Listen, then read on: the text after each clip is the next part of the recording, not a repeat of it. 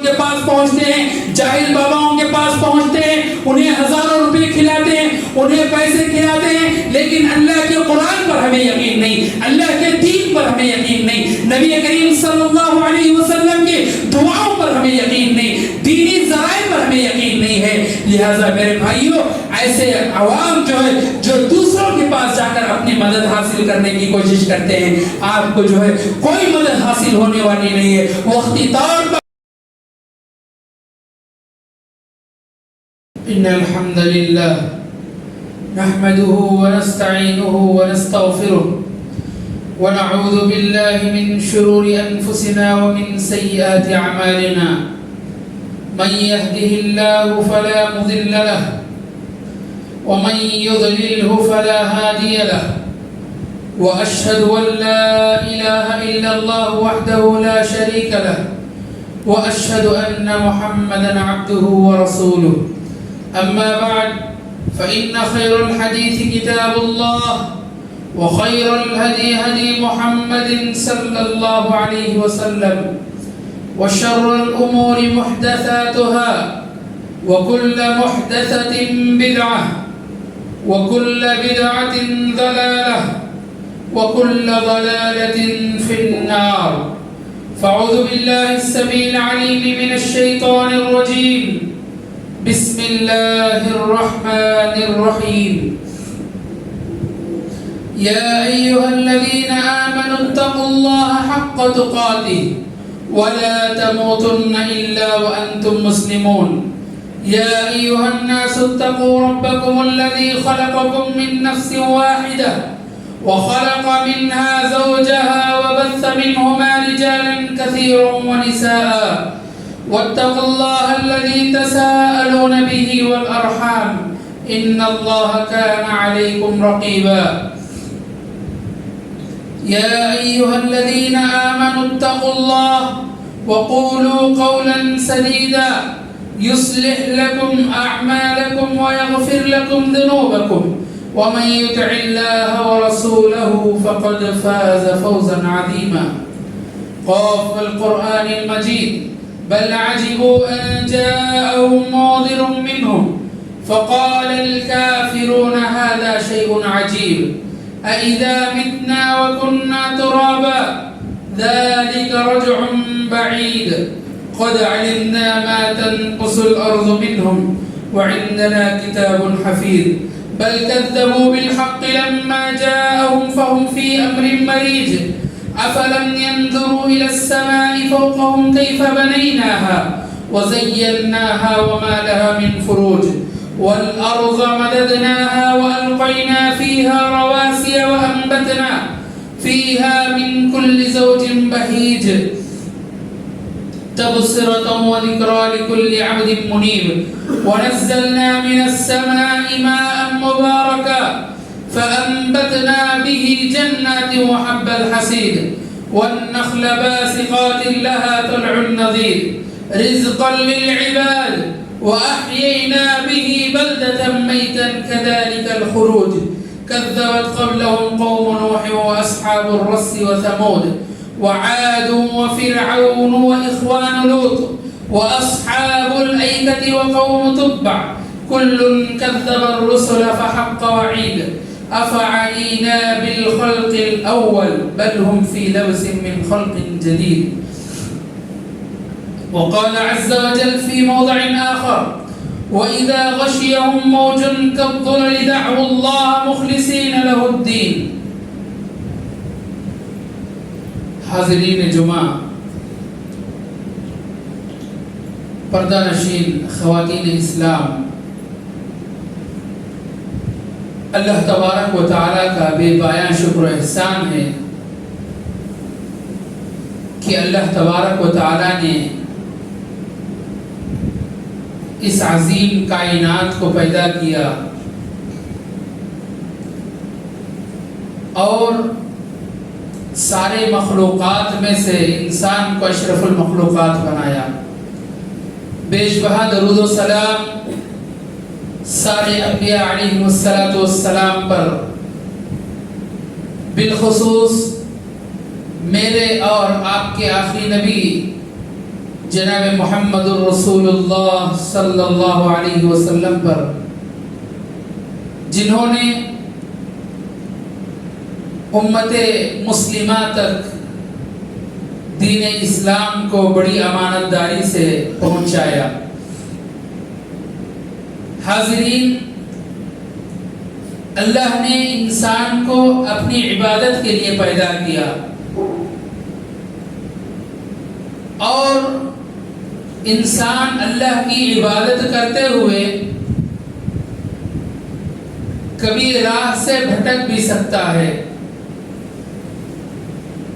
انسان کو مصائب اور پریشانیوں کا سامنا بھی کرنا پڑ سکتا ہے۔ جب انسان پر مصائب اور پریشانیاں، مصیبتیں آتی ہیں تو انسان پریشان ہو جاتا ہے۔ اسی لیے انسان کی زندگی ہمیشہ یکساں نہیں رہتی۔ انسانی زندگی کو مختلف مراحل سے گزرنا پڑتا ہے۔ کبھی خوشی اور مسرت کے سنہرے موقع اور لمحات انسانی زندگی میں آتے ہیں۔ انسانی زندگی ان لمحات کا استقبال کرتی ہے۔ کبھی حالت ایسی ہوتی ہے کہ مصیبتوں اور پریشانیوں کی گھڑیاں انسان کی زندگی میں حائل ہو جاتی ہیں۔ ہر انسان اپنے طور پر کسی نہ کسی مصیبت اور پریشانیوں میں مبتلا ہوتا ہے۔ جب بھی انسان کو مصیبت لاحق ہوتی ہے، انسان اس سے چھٹکارا حاصل کرنے کے لیے دنیاوی اور مادی اسباب کا سہارا لینے کی کوشش کرتا ہے۔ جب بھی انسان کو پریشانی آتی ہے، مصیبت آتی ہے، انسان کا دماغ سب سے پہلے اگر چلتا ہے تو وہ دنیاوی اسباب کو دیکھتا ہے، دنیاوی چیزوں میں اپنی مصیبتوں کو دور کرنے کے ذرائع کو ڈھونڈتا رہتا ہے، اپنے مال و دولت سے ان مشکلات کو ختم کرنے کی کوشش کرتا ہے۔ لیکن جیسے ہی مصیبتیں اور پریشانیاں آتی ہیں، اس کا ذہن کبھی بھی دین کی جانب نہیں دوڑتا کہ دین میں مصیبتوں اور پریشانیوں کو ختم کرنے کے کیا ذرائع اور اسباب ہیں۔ یہ دنیاوی اور مادی اسباب کچھ وقت کے لیے انسانی پریشانی کو دور کر سکتی ہے، لیکن یہ پریشانیاں انسان کے پیسے سے، انسان کی مادیت سے، انسان کی دنیاوی چیزوں سے کبھی دور نہیں ہوتی۔ انسان اگر سوچتا ہے تو یہ دینی ذرائع ہیں جس سے مصائب اور پریشانیاں دور ہو سکتی ہیں۔ کتاب و سنت میں اللہ نے کئی ذرائع ایسے بنائے ہیں، انسان کے لیے بتائے بھی ہیں، اور امت کے لیے یہ رہنمائی بھی ہے کہ اگر امت میں کسی پر مشکل آ جاتی ہے، امت میں کسی فرد پر پریشانی آ جاتی ہے، تو اس پریشانی سے، اس مصیبت سے انسان کو کیسے نکلنا ہے۔ کئی ذرائع ہیں۔ سب سے پہلا ذریعہ، دینی ذریعہ دعا ہے۔ انسان دعا سے بڑی سی بڑی پریشانی اور بڑی سی بڑی مصیبت سے دور ہو سکتا ہے، چھٹکارا پا سکتا ہے۔ نبی کریم صلی اللہ علیہ وسلم کی بے شمار ایسی دعائیں ہیں جس کو نبی کریم صلی اللہ علیہ وسلم نے امت تک پہنچایا اور یہ دعوت دی کہ ان دعاؤں کو کرتے رہنے سے امت کے افراد کے درمیان، چاہے وہ انفرادی پریشانی ہو یا اجتماعی پریشانی ہو، دور ہو سکتی ہیں۔ حضرت انس رضی اللہ عنہ بیان کرتے ہیں کہ نبی کریم صلی اللہ علیہ وسلم نے فرمایا کہ جب بھی پریشانی آ جائے اس دعا کو پڑھ لیا کرو، اللہ تبارک و تعالیٰ تمہاری پریشانی کو دور فرمائے گا۔ وہ دعا کیا ہے؟ مختصر دعا ہمارے سب زبانوں پر آ سکتی ہے۔ وہ دعا یہ ہے، یا حی یا قیوم برحمتک استغیث. آسان دعا ہے. اللہ کے نبی نے امت کے لیے دعا سکھائی تاکہ امت مصیبتوں سے نکل سکے. دعا کا معنی کیا ہے؟ یا حی یا قیوم، اے اللہ تو ہمیشہ رہنے والا، تو ہمیشہ قائم رہنے والا، برحمتک میں تیرے رحمت کا وسیلے سے دعا مانگتا ہوں، استغیث اے اللہ تو میری مدد فرما. کتنی پیاری دعا ہے. اللہ تبارک و تعالیٰ کے یہاں اگر یہ دعا کی جاتی ہے تو اللہ تبارک و تعالیٰ انسان کے پریشانیوں کو ختم کر سکتا ہے. اسی طرح میرے بھائیوں، حضرت سعد بن ابی وقاص رضی اللہ عنہ بیان کرتے ہیں کہ نبی کریم صلی اللہ علیہ وسلم نے فرمایا کہ حضرت یونس علیہ السلام جب مچھلی کے پیٹ میں تھے تو کیا دعا کیے؟ لا الہ الا انت سبحانک انی کنت من الظالمین. اگر یہ دعا کوئی انسان پریشانیوں میں پڑھ لیتا ہے تو اللہ تبارک و تعالی اس کے پریشانیوں کو دور فرما دیتا ہے. معنی کیا ہے؟ لا الہ الا انت، نہیں ہے کوئی معبود مگر تو ہی اکیلا معبود ہے، تو ہی اکیلا خالق ہے، عبادت کرنے کے لائق ہے. لا الہ الا انت سبحانک، تیری ذات پاک ہے. لا الہ الا انت سبحانک انی کنت من الظالمین، اے اللہ میں ظالموں میں سے ہو گیا لہذا تو میری مدد فرما. کتنی پیاری دعائیں ہیں. نبی کریم صلی اللہ علیہ وسلم نے ہمیں کہا ہے کہ ان دعاؤں کا سہارا لو، اپنی پریشانیوں کا اپنی زندگی سے دور کرو. اسی طرح نبی کریم صلی اللہ علیہ وسلم کی ایک اور حدیث ام سلمہ رضی اللہ عنہا بیان کرتی ہے. نبی کریم صلی اللہ علیہ وسلم نے فرمایا اگر کوئی یہ دعا پڑھ لیتا ہے مصیبت میں، پریشانی میں، اللہ تبارک و تعالیٰ اس کی پریشانیوں کو ختم کر دیتا ہے اور اس کا بہتر بدلہ عطا فرماتا ہے. وہ دعا کیا ہے؟ انا للہ و انا الیہ راجعون اللہم اجرنی فی مصیبتی واخلف لی خیرا منہا. ام سلمہ کہتی ہیں کہ یہ دعا اگر پڑھ لے مصیبتیں ختم ہو جاتی ہیں. وہ دعا کا مطلب یہ ہے انا للہ، اے اللہ ہم تیرے ہی لیے ہیں اور تیری ہی طرف لوٹ کر جانا ہے. اور اللہم اجرنی فی مصیبتی، ہماری جو بھی مصیبت ہے اس کا اجر جو ہے تو ہی عطا کرنے والا ہے. اگر مصیبت لاحق ہوتی ہے، کوئی چیز ہم سے چھن جاتی ہے، اللہ تبارک و تعالیٰ تو اس سے بہتر بدلہ عطا فرما. ام سلمہ رضی اللہ عنہا کہتی ہیں کہ میرے شوہر انتقال ہو گئے، بہت نیک آدمی تھے ابو سلمہ، سب سے پہلے مدینے کی جانب ہجرت کرنے والوں میں تھے، بڑے ہی پیارے، بڑے ہی محبت کرنے والے، سنتوں پر عمل کرنے والے، نبی کریم صلی اللہ علیہ وسلم کو بہت زیادہ چاہنے والے. جب میرے شوہر کا انتقال ہو گیا میرا دل جو ہے بہت درد ہونے لگا، لیکن جیسے جیسے میں یہ دعا پڑھتی رہی میرے دل کو قرار آ گیا اور مجھے اس دعا پر بہت یقین تھا. اور کچھ دن گزرے تھے کہ نبی کریم صلی اللہ علیہ وسلم نے نکاح کی دعوت میری طرف بھیجی اور نبی کریم صلی اللہ علیہ وسلم سے میرا نکاح ہو گیا. اللہ اکبر. یہ دعا کی تاثیر ہے. اللہ تبارک و تعالیٰ آپ کی پریشانیوں کو دور کر دیتا ہے. اسی طرح حضرت عبداللہ بن زبیر بن عوام رضی اللہ عنہ کے بیٹے حضرت عبداللہ بن زبیر فرماتے ہیں کہ میرے والد کو یہ بات معلوم ہو گئی کہ جنگ جمل میں ان کی شہادت ہو جائے گی اور مجھے قریب بلایا اور میرے والد زبیر بن عوام نے کہا اے عبداللہ، اے بیٹے، میرے اوپر بہت زیادہ قرض ہے، مجھے ڈر ہے کہ قرض دینے سے پہلے میں جنگ جمل میں شہید ہو جاؤں. قتل کرنا چاہتا تھا لیکن جیسے ہی تم میرے دربار میں آئے تم میرے سب سے محبوب بندے بن گئے ہو، میرے سب سے محبوب آدمی بن گئے ہو، جو مانگنا ہے مانگو میں تمہیں عطا کروں گا. یہ دعا کا اثر ہوتا ہے. اللہ تبارک و تعالیٰ بڑی سی بڑی پریشانیوں کو انسان سے ختم کر دیتا ہے دعاؤں کے ذریعے.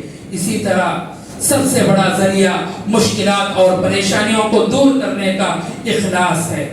اخلاص، ہمارے دلوں میں اخلاص ہونا چاہیے اللہ کو لے کر، اللہ کی عبادت کو لے کر. جب ہم کوئی عمل کرتے ہیں ہمارے اندر اخلاص ہونا چاہیے.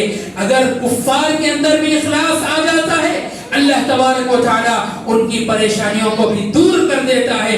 اللہ نے فرمایا قرآن میں وَلَقَدْ ضَلَّ قَبْلَهُمْ أَكْثَرُ الْأَوَّلِينَ وَلَقَدْ أَرْسَلْنَا فِيهِمْ مُنذِرِينَ فَانظُرْ كَيْفَ كَانَ عَاقِبَةُ الْمُنذَرِينَ إِلَّا عِبَادَ اللَّهِ الْمُخْلَصِينَ۔ اللہ نے فرمایا ان سے پہلے ہم نے کئی لوگوں کو تباہ و برباد کر دیا جو اس سے پہلے گزرے۔ وَلَقَدْ أَرْسَلْنَا فِيهِمْ مُنذِرِينَ، اور اسی طرح ہم نے کئی انبیاء کو ڈرانے والا بنا کر بھیجا۔ تم نہیں دیکھتے انبیاء نے جن لوگوں کو ڈرایا ان کا انجام کیسے ہوا؟ الا عباد اللہ المخلصین، مگر وہ لوگ جو خالصتاً اللہ کی عبادت کرتے تھے، خالصتاً دین کو اپنا دین سمجھا، ان لوگوں کے علاوہ سارے لوگ برباد ہو گئے۔ لہذا معلوم یہ ہوا اخلاص کے ساتھ اللہ کو ایک ماننا، اللہ کی عبادت کرنا، اللہ تبارک و تعالیٰ اس کے ذریعے ہماری پریشانیوں کو دور فرما دیتا ہے، ہماری مصیبتوں کو دور فرما دیتا ہے۔ اسی طرح کفار قریش جب بھی مصیبت میں آتے تو فوراً اللہ تبارک و تعالیٰ کو یاد کرنے لگ جاتے۔ قرآن نے اس تعلق سے بیان فرمایا فَإِذَا رَكِبُوا فِي الْفُلْكِ دَعَوُا اللَّهَ مُخْلِصِينَ لَهُ الدِّينَ فَلَمَّا نَجَّاهُمْ إِلَى الْبَرِّ إِذَا هُمْ يُشْرِكُونَ۔ جب کبھی وہ سمندر میں نکل پڑتے اور سمندر میں طوفان آ جاتا تو وہ دین کو خالص کرتے ہوئے اللہ کے لیے وہ اللہ سے مدد طلب کرتے۔ فَلَمَّا نَجَّاهُمْ إِلَى الْبَرِّ، اللہ تبارک و تعالیٰ نے فرمایا جب کبھی ہم انہیں خشکی کی طرف لاتے، انہیں نجات دے دیتے، پھر وہ شرک کر بیٹھتے۔ یعنی کفار کو بھی جب وہ اللہ سے مدد کرتے خالص ہو کر، اللہ تبارک و تعالیٰ ان کی پریشانیوں کو بھی دور کر دیتا۔ کہنے کا مطلب یہ ہے کہ اللہ تبارک و تعالیٰ معصیت کرنے والوں لوگوں کے لیے، نافرمان لوگوں کی دعاؤں کو بھی قبول کرتا ہے، تو آپ کی دعائیں، آپ کی پریشانیوں کو بھی اللہ تبارک و تعالیٰ دور کر سکتا ہے۔ لہذا ہمیشہ اللہ کے لیے خالص ہو جائے، اللہ کے لیے جو ہے مخلص ہو جائے۔ لہذا مخلص ہونا ہمارے لیے بہترین ثابت ہو سکتا ہے۔ اسی طرح وہ واقعہ بنو اسرائیل کا آپ نے بارہا سنا ہوگا، 3 لوگ غار میں اٹک گئے، انہوں نے اللہ تبارک و تعالیٰ کے پاس یہی دعا کی، خالص ہو کر یہ دعا کی، اپنے اعمال کی خلوصیت کو لے کر دعا کی، تو اللہ تبارک و تعالیٰ ان کی مصیبتوں اور پریشانیوں کو دور کر دیا۔ اسی طرح میرے بھائیوں، خوشحالی میں اللہ تبارک و تعالیٰ کو یاد کرنے سے مصیبتیں اور پریشانیاں دور ہو جاتی ہیں۔ خوشی کے موقع پر اللہ کو یاد کرنا، ایسا کام نہ کرے کہ اللہ تبارک و تعالیٰ کی فرما برداری نافرمانی کا باعث ہو، کیونکہ اکثر طور پر یہ ہوتا ہے کہ جب بھی ہمارے پاس خوشی آتی ہے تو ہم اللہ تبارک و تعالیٰ کو بھول جاتے ہیں، اللہ تبارک و تعالیٰ کی نافرمانی کرنے لگتے ہیں، جائز اور ناجائز کے درمیان ہمارے اندر فرق ختم ہو جاتا ہے۔ اسی لیے میرے بھائیوں، ضرورت اس بات کی ہے کہ خوشی کے موقع پر اللہ تبارک و تعالیٰ کو ہم یاد رکھیں۔ نبی کریم صلی اللہ علیہ وسلم کی حدیث ہے، ابن عباس ابھی بچے تھے، عبداللہ بن عباس رضی اللہ عنہ ابھی بچے تھے، نبی کریم صلی اللہ علیہ وسلم نے انہیں کہا، انہیں نصیحت کرتے ہوئے فرمایا، اے ابن عباس، خوشحالی کے موقع پر اللہ تبارک و تعالیٰ کو یاد رکھو، پریشانیوں میں اللہ تبارک و تعالیٰ تمہیں یاد رکھے گا۔ اگر خوشی کے موقع پر اللہ تبارک و تعالیٰ کو بھول جاتے ہو تو اللہ تبارک و تعالیٰ تمہارے پریشانیوں میں بھول جاتا ہے۔ اسی کے مطابق اللہ تبارک و تعالیٰ نے قرآن مجید میں وہ بات بھی، مصیبت زدوں کے کام آنا، مصیبت زدوں کے کام آنے سے ہماری پریشانیوں اور مصیبتوں کو چھٹکارا ملتا ہے۔ نبی کریم صلی اللہ علیہ وسلم نے ہمیں یہ بات بتائی کہ جو بھی مصیبت میں ہوتا ہے اس کی پریشانی کو دور کرو، اگر بھوکا ہے تو اس کی بھوک کو مٹاؤ، اگر اس کے جسم پر کپڑے نہیں ہیں تو اسے کپڑے پہناؤ، اگر یتیم ہے تو اس کی کفالت کرو، اگر وزن ڈھونے والا ہے تو اس کا وزن ڈھو، اسی طرح اگر کوئی بیوہ ہو تو اس کا سہارا بنو۔ یہ نبی کریم صلی اللہ علیہ وسلم کے وہ اخلاق تھے جو حضرت خدیجہ رضی اللہ عنہا ایک مرتبہ نبی کریم صلی اللہ علیہ وسلم پر پہلی وحی نازل ہوئی، آپ صلی اللہ علیہ وسلم پریشان ہو کر گھر آتے ہیں اور کہتے ہیں کہ مجھ پر چادر اڑا دو۔ حضرت خدیجہ رضی اللہ عنہ کہتی ہے کہ آپ کو پریشان ہونے کی ضرورت نہیں، آپ نے کسی کو تکلیف نہیں دی، آپ تو وہ ہیں اللہ تبارک و تعالی جو آپ سے راضی ہو گیا ہے.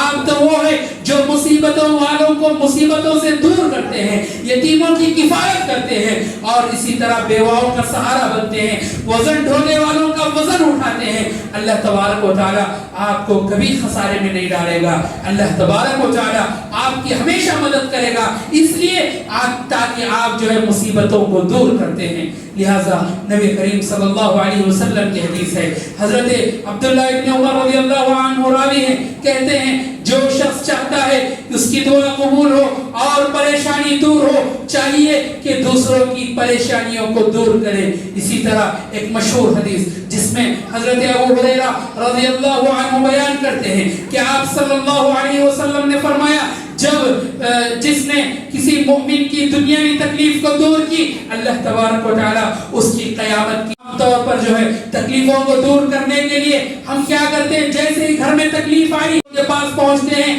جاہل باباؤں کے پاس پہنچتے ہیں, انہیں ہزاروں روپے کھلاتے ہیں, انہیں پیسے کھلاتے ہیں, لیکن اللہ کے قرآن پر ہمیں یقین نہیں, اللہ کے دین پر ہمیں یقین نہیں, نبی کریم صلی اللہ علیہ وسلم کی دعاؤں پر ہمیں یقین نہیں, دینی ذرائع پر ہمیں یقین نہیں ہے. لہذا میرے بھائیوں, ایسے عوام جو ہے جو دوسروں کے پاس جا کر اپنی مدد حاصل کرنے کی کوشش کرتے ہیں, آپ کو جو ہے کوئی مدد حاصل ہونے والی نہیں ہے. وقتی طور پر کوئی مصیبت اور پریشانی دور ہو سکتی ہے, لیکن تمہاری دنیا اور آخرت خراب ہو جائے گی میرے بھائیوں.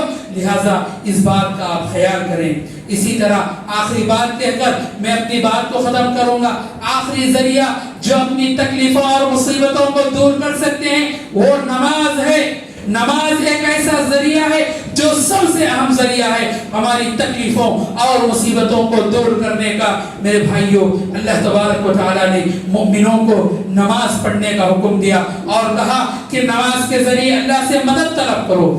عام طور پر واضح ہے قرآن میں, لیکن ہم پھر بھی اللہ تبارک و تعالیٰ کے یہاں نہ نماز پڑھتے ہیں نہ اللہ سے مدد طلب کرتے ہیں. اللہ نے فرمایا یا ایھا الذین آمنوا استعینوا بالصبر والصلاۃ ان اللہ مع الصابرین, یقیناً اللہ تبارک و تعالیٰ صبر کرنے والوں کے ساتھ ہے. آپ صلی اللہ علیہ وسلم کو جب بھی کوئی مسئلہ ہوتا, آپ صلی اللہ علیہ وسلم فوراً وضو کرتے, پھر مسجد آ کر 2 رکعت نماز پڑھتے, پھر ادا کرتے, پھر جو ہے اللہ تبارک و تعالیٰ کے یہاں دعا کرتے. لیکن آج ہمارا مسئلہ یہ ہے کہ آج ہم جو ہے 5 وقتہ نمازیں پڑھنا جو ہے نہیں سمجھتے.